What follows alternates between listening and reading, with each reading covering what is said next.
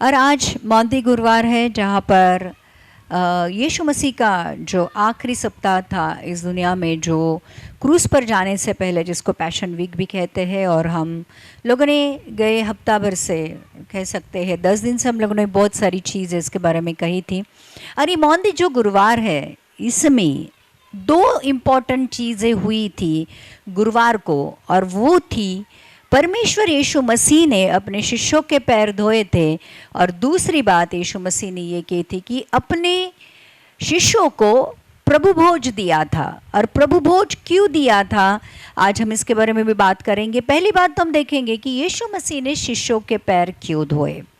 इन्हें एक बहुत बड़ा सवाल जब आता है कि राजाओं के राजा, प्रभुओं के प्रभु को क्या ज़रूरत थी कि अपने शिष्यों के पैरों को धोकर उनको पोंछने की। और फिर हम लोगों ने काफ़ी बार ये सुना है कि शिष्य आपस में वाद विवाद कर रहे थे कि हम में से बड़ा कौन है, हम में से कौन किसका पोजीशन बड़ा है।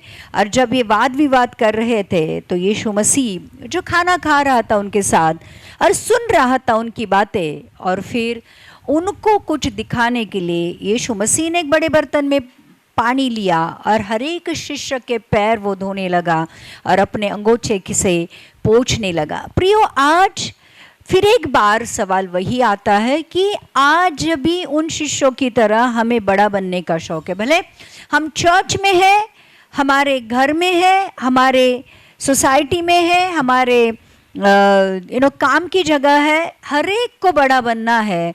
लेकिन परमेश्वर यीशु मसीह ने एक बहुत बड़ा उदाहरण हमारे लिए देके गया है कि अगर जिस किसी को भी इस दुनिया में बड़ा बनना है, उसे परमेश्वर की दुनिया में अगर बड़ा बनना है तो इस दुनिया में छोटा बनना पड़ेगा। और इसलिए परमेश्वर का वचन ये कहता है, अगर हम लूका की किताब का 22वां अध्याय का अगर 25वां वचन पढ़ेंगे, आज हम 2 चीज़ों के बारे में बात करेंगे। एक है कि यीशु मसीह ने शिष्यों के पैर क्यों धोए, और दूसरी बात हम करेंगे कि यीशु मसीह ने जाने से पहले, अपने क्रूस पर मरने से पहले, अपने शिष्यों को प्रभु भोज क्यों दिया।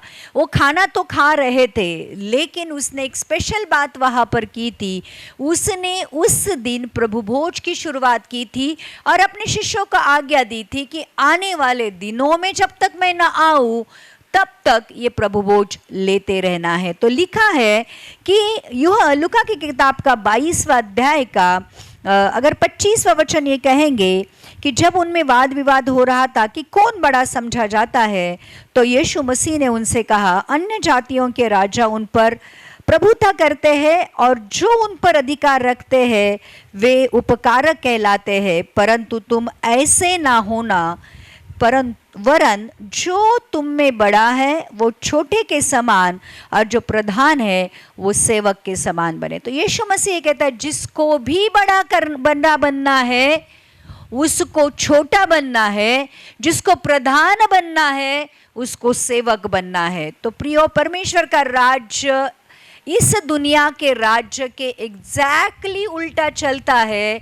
और क्योंकि बड़ा कौन है, वो जो भोजन पर बैठा है या वो जो सेवा करता है, क्या वो नहीं जो भोजन पर बैठा है, परंतु मैं तुम्हारे बीच में सेवक के समान हूँ।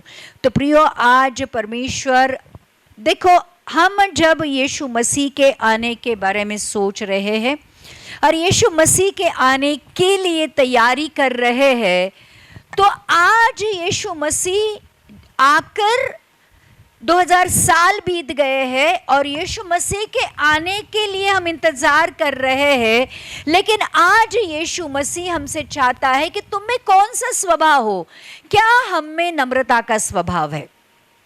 मुझे देखना बहुत ज़रूरी है, क्योंकि यीशु मसीह जब उस क्रूस पर मर रहा था, वो कहता है, यीशु मसीह के बारे में लिखा है कि वो परमेश्वर का पुत्र होने के बावजूद भी मनुष्य का पुत्र बना, अपने आप को उसने शून्य किया, अपने आप को उसने सेवक बनाया, और लिखा है कि यहाँ तक आज्ञाकारी हुआ कि क्रूस वाली मृत्यु को भी उसने सह लिया।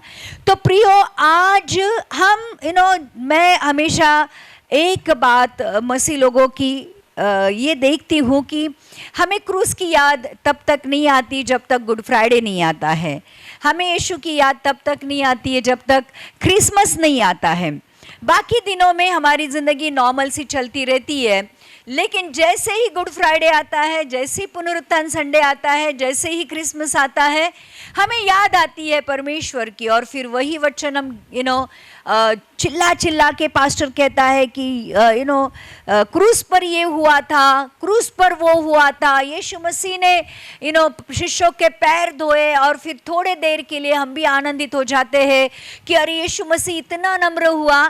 ठीक है, यीशु मसीह इतना नम्र हुआ, अपने शिष्यों के गर्व को वो धो रहा था, अपने शिष्यों के पैरों को नहीं धो रहा था, उन शिष्यों के बड़े बनने की लालसा को वो धो रहा था और उनको ये कह रहा था कि अब नहीं समझोगे आप, लेकिन आने वाले दिनों में आप समझोगे कि मैंने आपके साथ क्या किया है। और जैसे ही पवित्र आत्मा उतर कर आया, इन शिष्यों ने जान लिया कि परमेश्वर के राज्य में अगर प्रवेश करना है तो बच्चे के समान परमेश्वर का राज्य है तो छोटा बनना पड़ेगा। परमेश्वर का राज्य बड़े लोगों का नहीं है, परमेश्वर का राज्य छोटे लोगों का है। परमेश्वर का राज्य राजाओं का नहीं है, परमेश्वर का राज्य सेवकों का है। परमेश्वर का राज्य गर्व करने वालों का नहीं है, परमेश्वर का राज्य नम्रता वालों का है। तो प्रियो, आज परमेश्वर हमें फिर एक बार, जब परमेश्वर ने वो जो पहाड़ी उपदेश दिया था, वहां पे भी वो कहता है दीन है वो जो पृथ्वी के, दीन है जो स्वर्ग के अधिकारी होंगे, नम्र है जो पृथ्वी के अधिकारी होंगे। देखो, अगर हम मत्ती की किताब का 5वां अध्याय का 3रा वचन ये कहते हैं, लिखा है धन्य है वे जो मन के दीन है, क्योंकि स्वर्ग का राज्य उन्हीं का है। 5th, धन्य है वे जो नम्र है, क्योंकि वे पृथ्वी के अधिकारी होंगे। अगर हमें परमेश्वर के राज्य में बड़ी पोजीशन चाहिए तो वो कहता है धन्य है जो मन के दीन है, क्योंकि स्वर्ग का राज्य उन्हीं का है। और नम्र है वे, धन्य है जो नम्र है, क्योंकि पृथ्वी के अधिकारी होंगे। तो प्रियो, आज हमें सेवा करने के लिए बुलाया गया है। आज हमें अधिकारी नहीं, आज हमें मेज पर बैठकर खाने के लिए नहीं, परंतु एक दूसरे की सेवा करने के लिए बनाया गया है, भेजा गया है।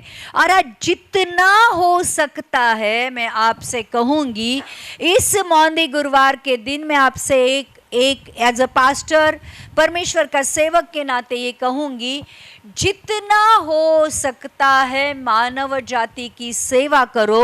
आज यीशु मसीह इस दुनिया में नहीं है कि हम जाकर यीशु मसीह के पैरों के ऊपर वो जो बहुमूल्य इत्र मले, आंसुओं से उसके पैर को धोए और अपने बालों से उसके पैर को पोंछे।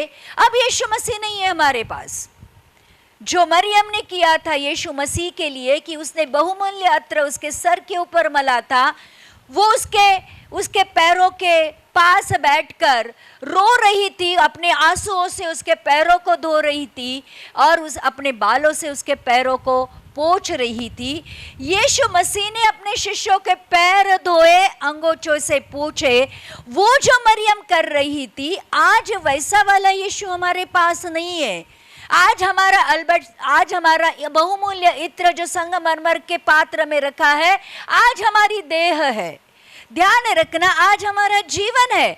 आज अगर हम वो यीशु मसीह के चरणों में रख देते हैं, आज शायद यीशु मसीह हमारे पास नहीं है, लेकिन यीशु मसीह ने जो हमें नियम दिए हैं, यीशु मसीह ने जो हमें नम्रता का हृदय दिया है पवित्र आत्मा के द्वारा, प्रियो, आज अपने आप को कठिन मत करो, अपने आप को दीन बनाओ, अपने आप को नम्र बनाओ और जितना हो सकता है अपनों की, चर्च में जो लोग आते हैं उनकी, दुनिया में जो लोग हैं उनकी सेवा करो, क्योंकि वचन ये कहता है आप छोटे में से छोटे को जो करोगे, छोटे में से भी छोटे इंसान के लिए जो करोगे, आप परमेश्वर के लिए करोगे।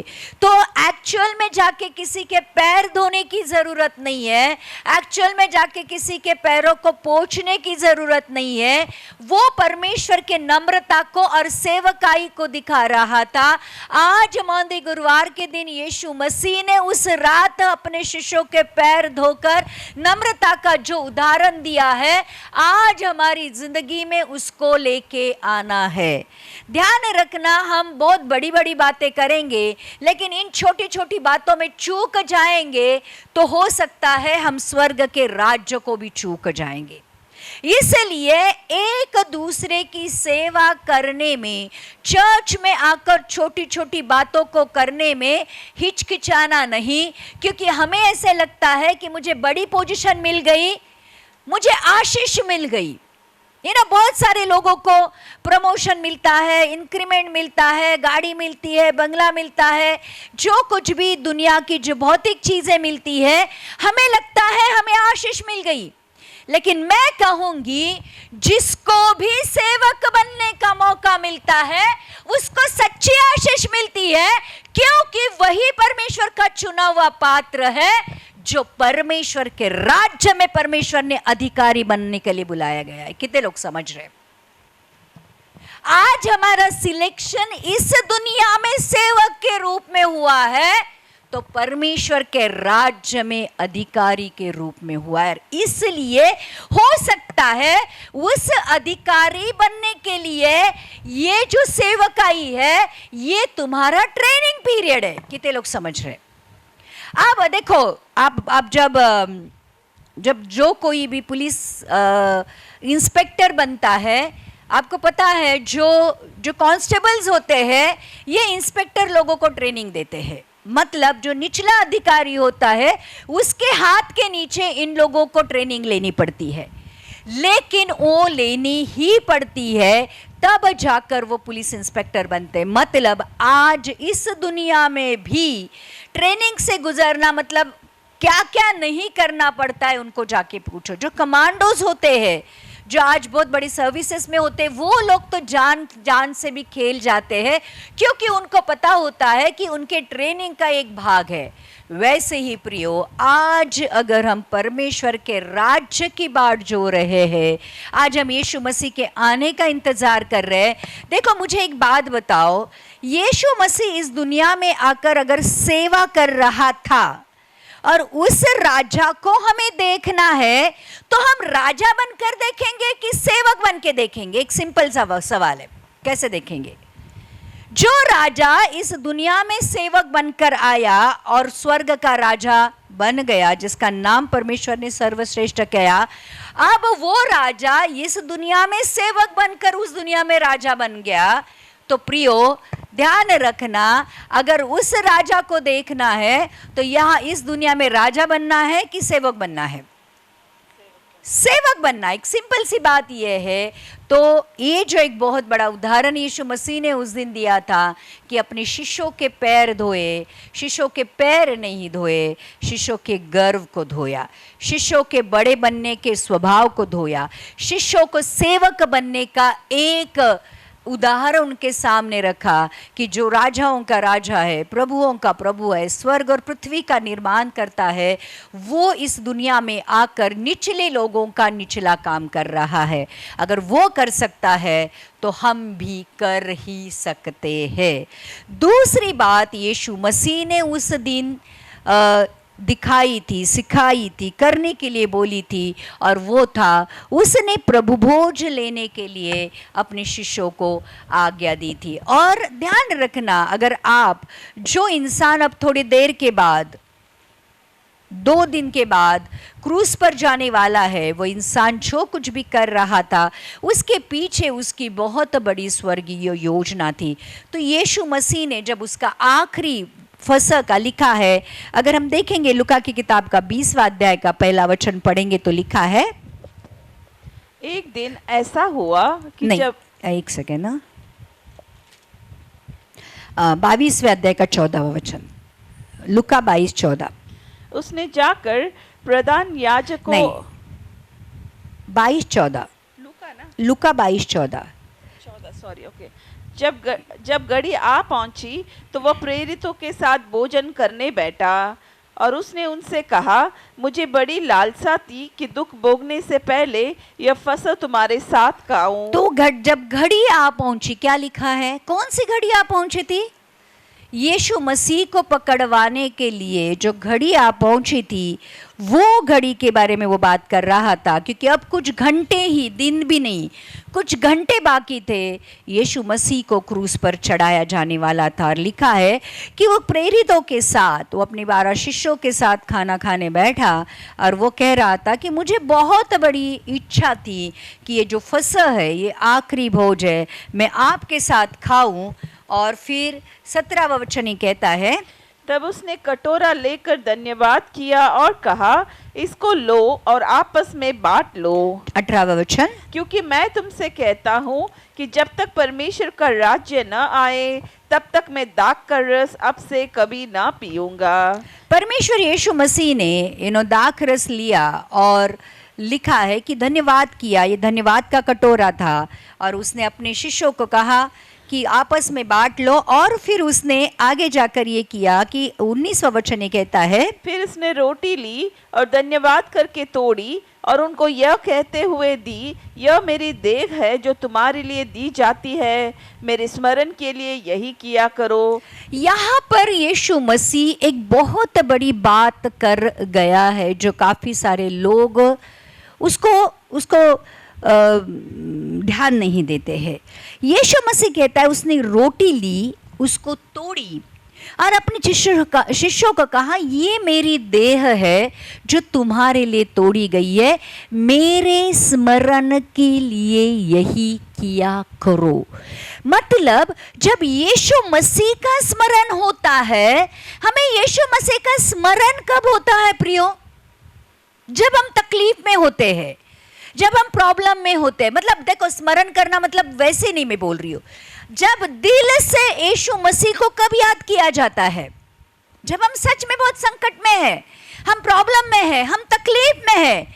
लेकिन वो कहता है कि जब कभी भी मेरी याद तुम्हें आए तो मेरे स्मरण के लिए प्रभु भोज लिया करो। ये प्रभु भोज क्यों लेना था? क्योंकि परमेश्वर यीशु मसीह को, अपने शिष्यों को और आने वाले पीढ़ियों को ये बताना था कि कभी भी अपनी जिंदगी में क्रूस को नहीं भूलना। हम सब कुछ याद रखते हैं लेकिन क्रूस को भूलते हैं। क्योंकि क्रूस को क्यों नहीं भूलना है? क्योंकि उस दिन यीशु मसीह की देह उस क्रूस पर तोड़ी गई थी। क्यों तोड़ी गई थी? क्योंकि मानव जाति के पाप यीशु मसीह के ऊपर लादे गए थे, और उस पाप की खातिर कह सकते हैं उस पाप का अंजाम ये था कि यीशु मसीह की देह को तोड़ा गया था। अगर हम चिंता करते हैं, बहुत सारे टेंशन लेते हैं, तो सर के ऊपर कांटों का मुकुट डाला गया था, उसकी चमड़ी को यहाँ पर टूट गई थी, उसके पीठ के ऊपर कोड़े बरसाए गए थे क्योंकि हम बीमार हो गए थे, और बीमारी की वजह थी हमारे पाप। तो हमारी बीमारी को चंगा करने के लिए यीशु मसीह ने अपने पीठ के ऊपर कोड़े खाए, और उस लहू बहाने के द्वारा, उस शरीर को तोड़ने के द्वारा हमारी बीमारियां चंगी हो गई। उसके हाथों पैरों में खीले इसलिए ठोके गए थे, हमारे हाथों ने पाप किए थे, और यीशु मसीह को वो हमारे हाथों के पापों के बदले उसकी देह को तोड़ा गया था, उसकी देह में से खीलों को आर पार किया गया था। हमारा चाल चलन गलत था, हमारे पैर हमारे चाल चलन को दिखाते हैं, तो हमारा चाल चलन खराब है, और उसके उसका वो जो पाप था उस क्रूस पर इस तरीके से लिया गया था कि यीशु मसीह के पैरों में कीले ठोके गए थे, मतलब उसकी देह को तोड़ा गया था और आखिर में उसके पेट में भाला भोंका गया था, ये देखने के लिए कि यीशु मसीह मरा है कि नहीं। उससे कलेसिया का जन्म हुआ था। जो कलेसिया का जन्म होने के लिए यीशु को क्रूस पर मरना पड़ा था।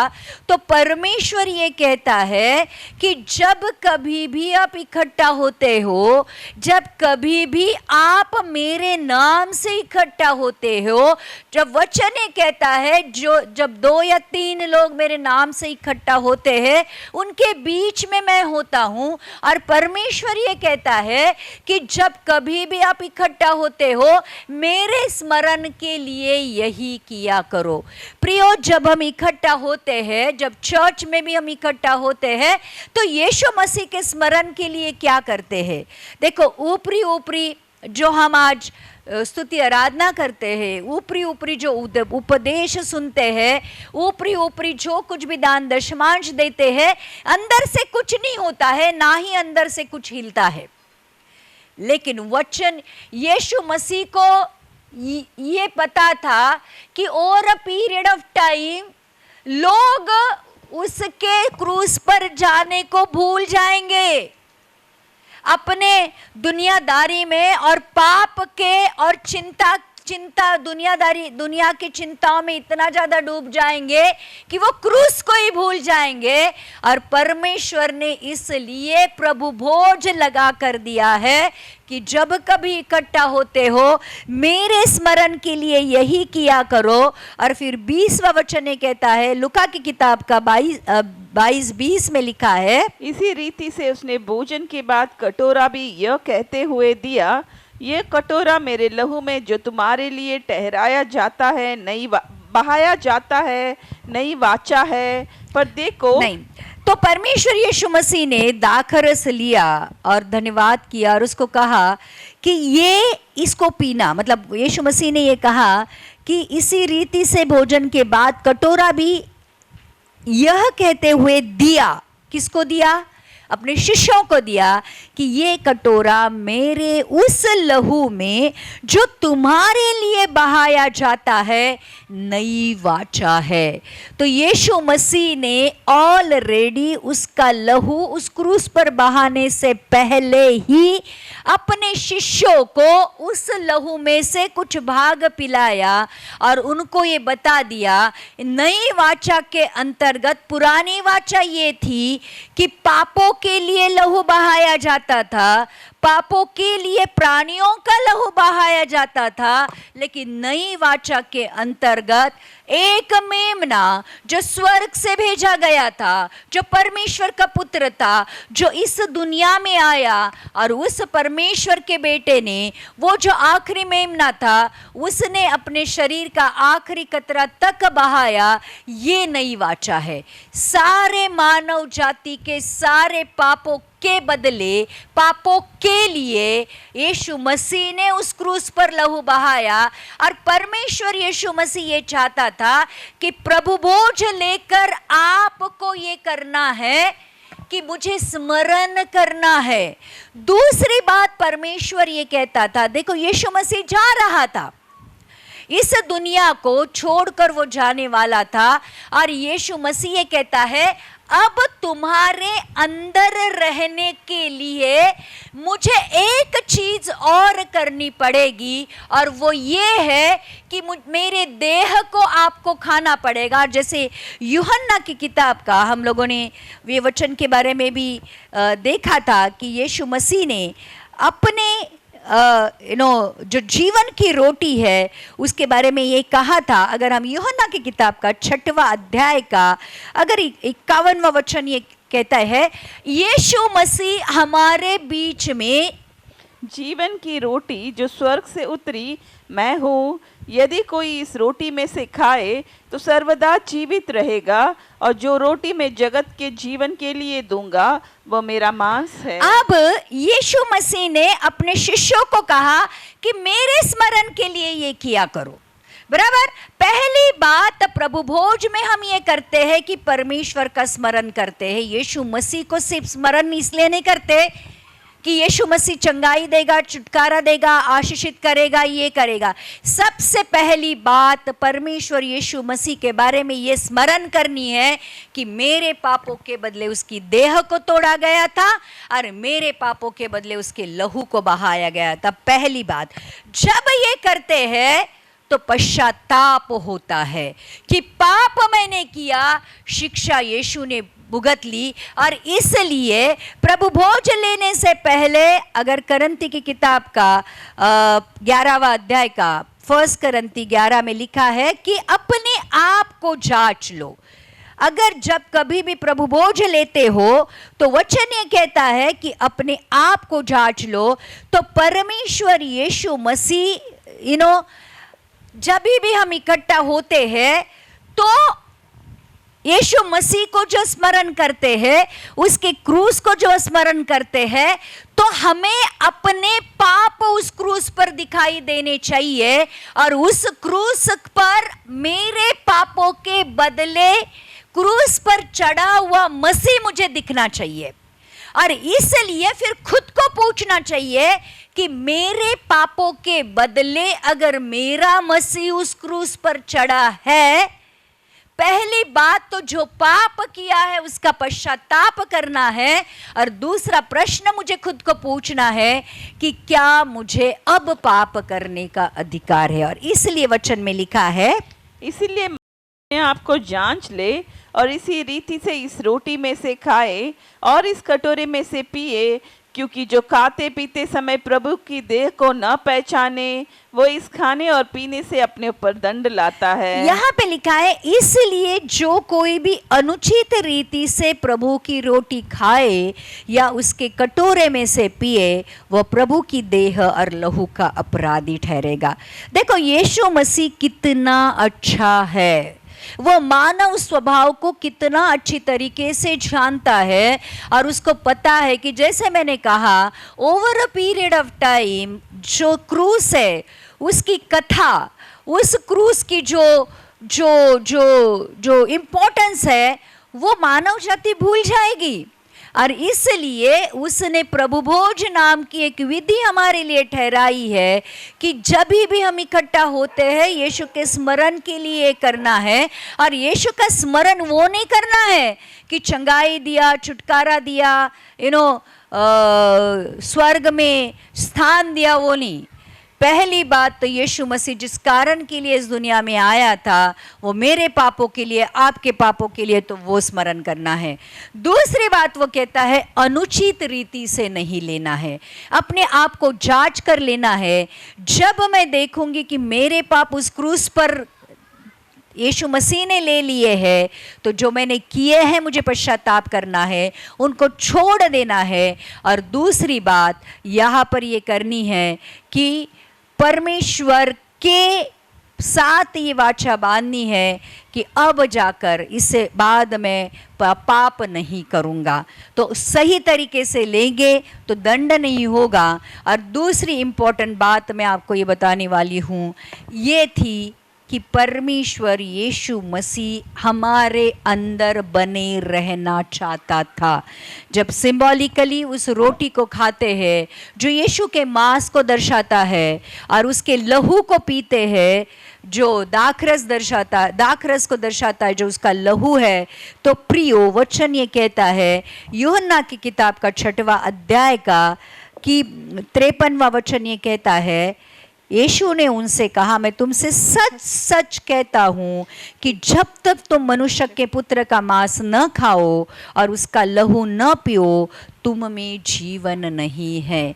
ध्यान रखना, पाप के कारण जो हमारी देह मरी हुई थी उसमें अगर जीवन डालना है तो यीशु मसीह ने खुद का मांस जो रोटी है और उसका लहू जो दाखरस है समय समय पर हमें पीने के लिए और खाने के लिए दिया है, ताकि हमारे इस शारीरिक देह में परमेश्वर की आत्मिक देह आती रहेगी और हमारी ये देह परमेश्वर के आत्मिक रूप से या आत्मिक देह में दिन ब दिन परिवर्तित हो जाएगी। ध्यान रखना, जैसे मैंने उस दिन एक उदाहरण दिया था कि अगर एक लाल रंग का पानी है और उसको आपको बिना पूरा फेंके हुए अगर उसको सफ़ेद बनाना है, सफ़ेद मतलब नॉर्मल पानी बनाना है, तो आप क्या करते रहोगे? उसमें सादा पानी डालते रहोगे, डालते रहोगे, डालते रहोगे। वो जो लाल है वो फीका फीका फीका फीका हो जाएगा और एक दिन ऐसा आएगा कि जब पानी डालोगे कि जो पानी डाल रहे हो वैसा ही पानी वो ग्लास में आएगा। वैसे ही प्रियो, जब जब जब कभी भी हम उसके रोटी में से उसके देह को खाते हैं, उसके लहू को पीते हैं, इस देह के जो पाप है, जो लाल रंग के है, वो और यीशु मसीह की देह को खाने से, यीशु मसीह के लहू को पीने से दिन ब दिन कम होते जाएंगे। और ये जो शारीरिक देह जो पापी है वो परमेश्वर के आत्मिक देह के द्वारा और यीशु मसीह के लहू के द्वारा यीशु मसीह के देह में परावर्तित होती जाएगी। और यीशु मसीह ने कहा था कि जब तक मैं ना आऊं मेरे स्मरण के लिए यही कया करना। मतलब जब तक यीशु मसीह का आना नहीं होता है तब तक हमें यीशु मसीह में परिवर्तित होना है। और इसलिए प्रभु भोज ये विधि हमें लगा के दी है। तो मुझे ऐसा लगता है कि उसको कैजुअली नहीं लेना चाहिए। प्रभु भोज बहुत बहुत सहज रीति से लेते हैं। जैसे हम लोग रोटी सब्जी खाते हैं वैसे यीशु मसीह के उस देह और लहू को पीते हैं, बहुत कैजुअली लेते हैं। ना कोई पश्चाताप है, ना कोई क्रूस की बात है, ना कोई गम है, ना कोई दुख है उस मसीह के लिए जिसने क्रूस पर अपनी जान दी। बहुत कैजुअली लेते हैं। और फिर होता क्या है कि भले सालों से हम प्रभु भोज ले रहे लेकिन हमारे पापों की कटौती नहीं हो रही है, हमारी पापों की बढ़ोतरी हो रही है। तो क्या उस विधि को लेकर हमारी जिंदगी हम परमेश्वर के जैसे बना रहे हैं? खुद को एक सवाल पूछना भी बहुत ज़रूरी है कि जिस प्रभु भोज के द्वारा मेरी ज़िंदगी में पाप कम होने चाहिए, क्या वो कम हो रहे हैं या फिर बढ़ रहे हैं? देखो, मैंने कहा यीशु मसीह ने अपनी आत्मा को हमारे लिए भेज दिया जो हमारे अंदर रहता है।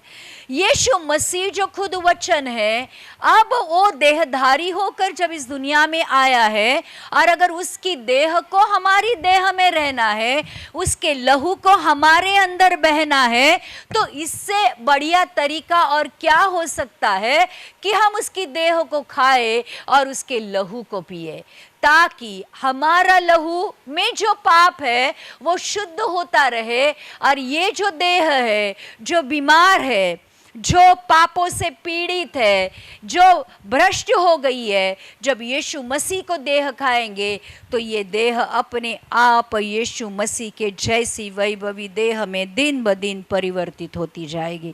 कितने लोग समझ रहे हैं? और तीसरी बात मैं आपको बताने वाली हूँ, और एक इम्पॉर्टेंट बात है प्रभु भोज की, और वो ये है कि 56 वचन पढ़ेंगे। यूहन्ना की किताब का 6वें अध्याय का 56वां वचन कहता है, जॉन 6:56 में लिखा है, जो मेरा मांस खाता और मेरा लहू पीता है वो मुझ में स्थिर बना रहता है और मैं उसमें। कितनी सुंदर बात है। अगर आपको यीशु मसीह में स्थिर बने रहना है और यीशु मसीह को आपके अंदर रहने देना है, तो प्रियो, अगर सही तरीके से प्रभु भोज लेते हैं तो ही मसीह हमारे अंदर और हम मसीह में बने रहते। कितनी सुंदर बात है, कितनी सुंदर बात है। प्रभु भोज हमें मसीह में स्थिर रखता है और यीशु मसीह हम में रहता है।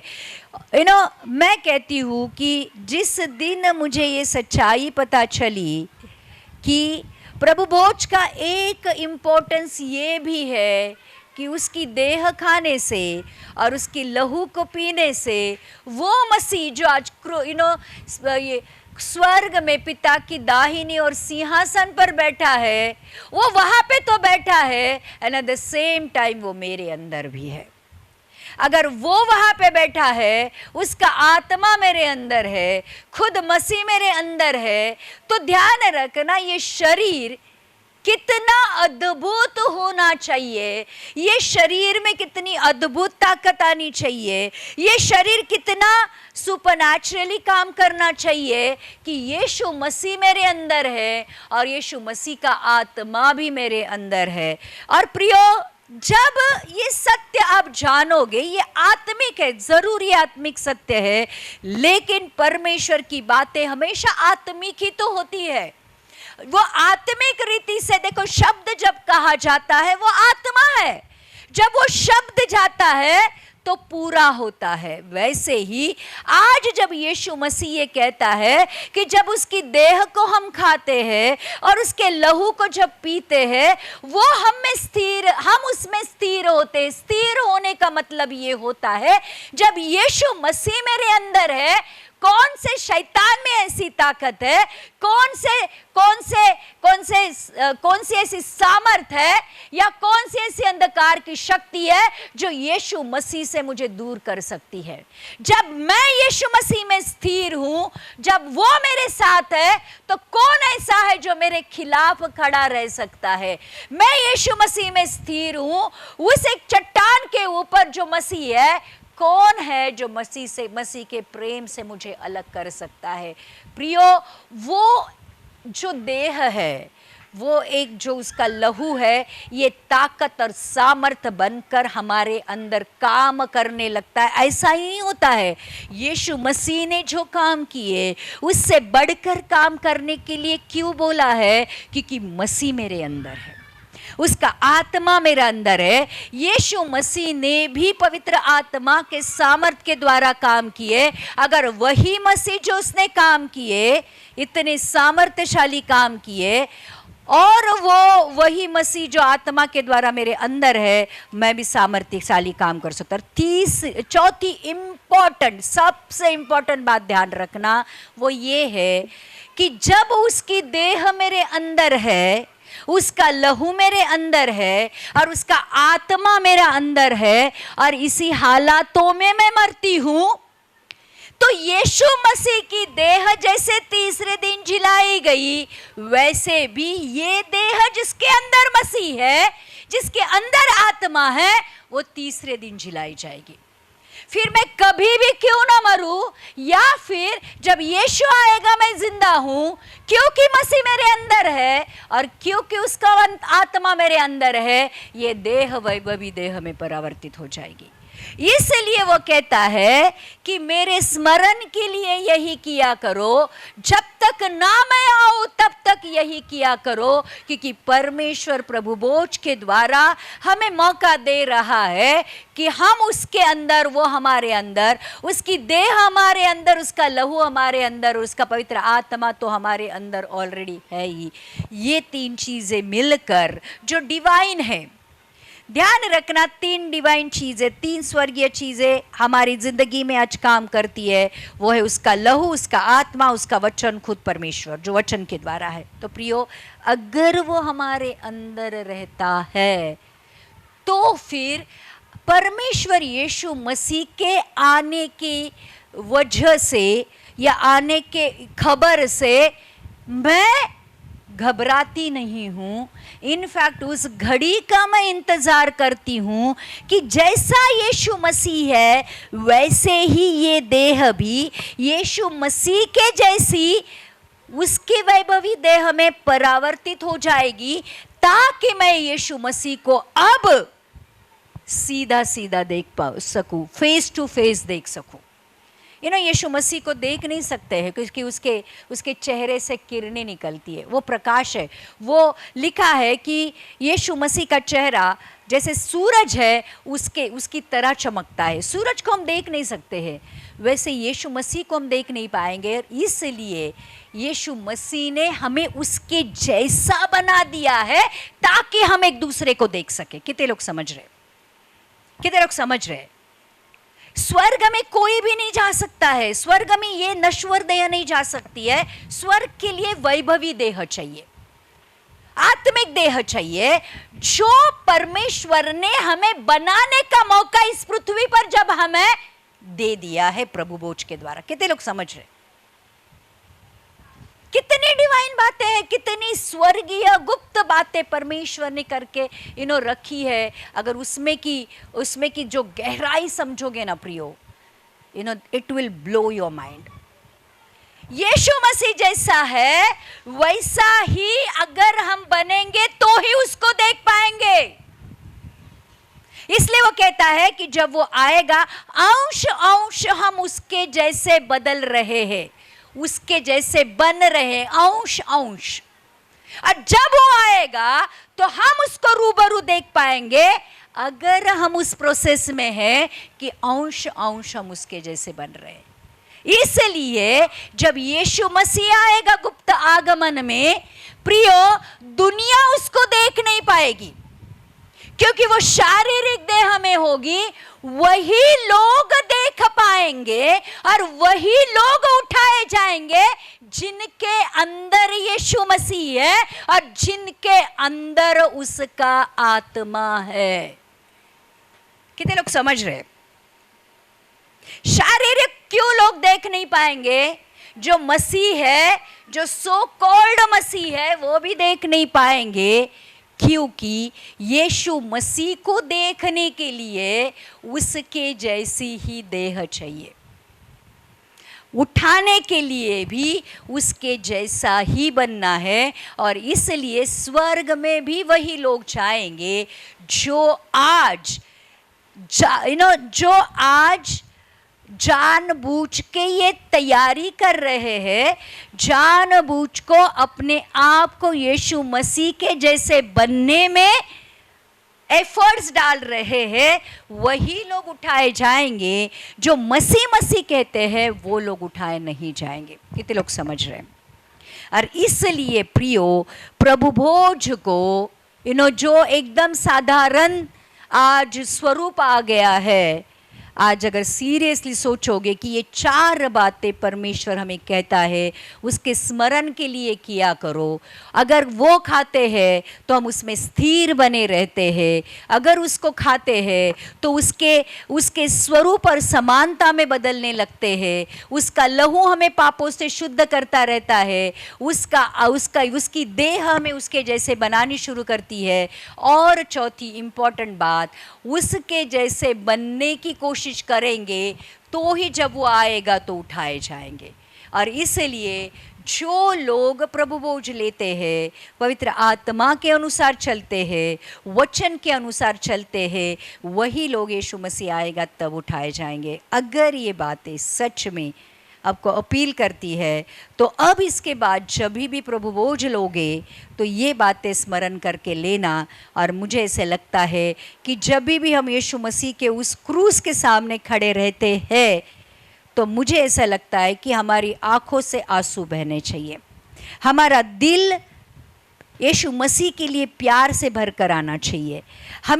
हमें दिल से ये पश्चाताप होना चाहिए कि प्रभु, मेरी मृत्यु ऐसी होनी चाहिए थी, लेकिन तूने मेरी मृत्यु को ले लिया है। और अपने आप मुँह से पश्चाताप होना चाहिए कि मैं गलत कर रहा था, प्रभु मुझे माफ़ कर, तेरे लहू से शुद्ध कर, अब से मैं नहीं करूँगा। और एक शुद्ध विवेक के साथ लेंगे तो परमेश्वर हमें हमारे पापों की क्षमा करेगा और इस जीवन को उसके जैसे बनने में हमारी मदद और सहायता करेगा। आमेन। कितने लोग समझ रहे हैं? आइए हम प्रार्थना करते। प्रभु धन्यवाद करते हैं आज के इस वचन के लिए। अद्भुत रीति से प्रभु तूने पवित्र इस प्रभु भोज के बारे में हमें बताया है और सच में हम आज आशीषित हुए हैं। प्रभु भोज का एक नया रेवलेशन हम लोगों ने पाया है और प्रभु सच में आज दिल से हम पश्चाताप करते हैं। प्रभु हमारे सारे पापों के लिए प्रभु हमें माफ़ कर, तेरे लहू से साफ कर। इस कदर हमें प्रभु तेरे आने के लिए तैयार कर कि हम छूट न जाए। प्रभु यीशु आज दिल से ये प्रार्थना करते हैं, हम सेवक बनेंगे, हम तेरी आज्ञाओं को मानेंगे, हम तेरा अपना क्रूस उठाकर तेरे पीछे हो लेंगे। तूने जो प्रभुभोज की विधि बताई है, वैसे ही जैसे तूने कहा है वैसे ही हम लोग लेंगे प्रभु जी। तेरे संगति में चलेंगे परमेश्वर। प्रभु यीशु तेरे पवित्र आत्मा से भरकर अपने जीवन को जिएंगे। प्रभु सिर्फ एक ही इच्छा है हमारी, और वो ये है प्रभु कि जब तू आए तो हमारी सुधि जरूर लेना।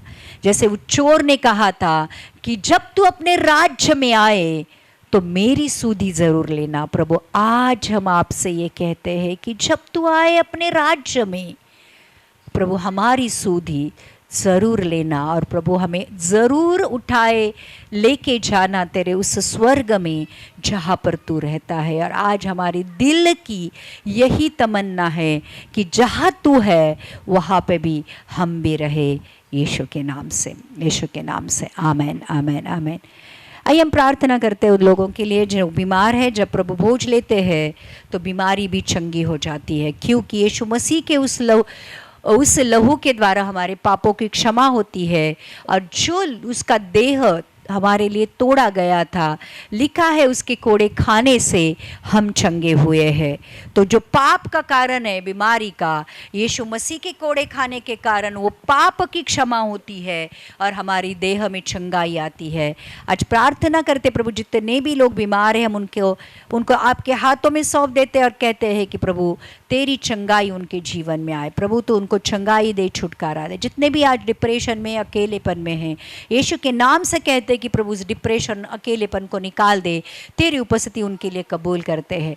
प्रभु जिनको आज नौकरियां नहीं है, उनके लिए प्रार्थना करते कि प्रभु अच्छी नौकरियां मिलने में तेरे बच्चों की मदद और सहायता कर। जिनको बच्चे नहीं हो रहे, प्रभु आज उनकी कोख को तू खोल दे और सुंदर से प्यारे से बच्चे होने के लिए मदद और सहायता कर। प्रार्थना करते उन लोगों के लिए जिनके कर्जे हैं, जिनको परमेश्वर पैसे की कमी घटी है, यीशु तेरे नाम से तेरे स्वर्गीय भंडार को हम खोलते हैं और उनके ऊपर तू आशीष डाल दे, ताकि उनके कर्जे निकल जाए और वो बहुतायत से भी बहुतायत में चले। प्रार्थना करते उन लोगों के लिए परमेश्वर जिनको आज सच में इन सारी आत्मिक बातों को सीखना है, प्रभु आज उनके आत्मिक कान, आत्मिक आंखें खोल दे। पवित्र आत्मा वचन की गहराई उनको समझे, उन तक पहुँचे, ऐसे होने दे प्रभु। आज जो भी लोग पवित्र आत्मा से भरना चाहते हैं, उनके ऊपर तेरी पवित्र आत्मा का सामर्थ उतर कर आए, ऐसे होने दे प्रभु जी। प्रभु यीशु आज जो हमने तेरे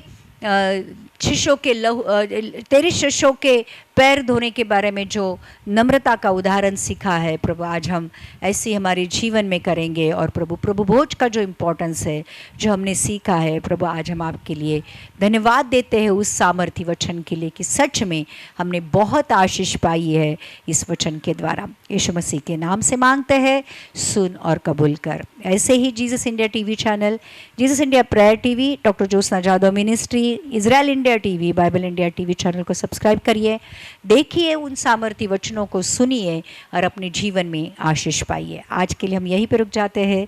यीशु मसीह आपको आशीषित करे। आमीन।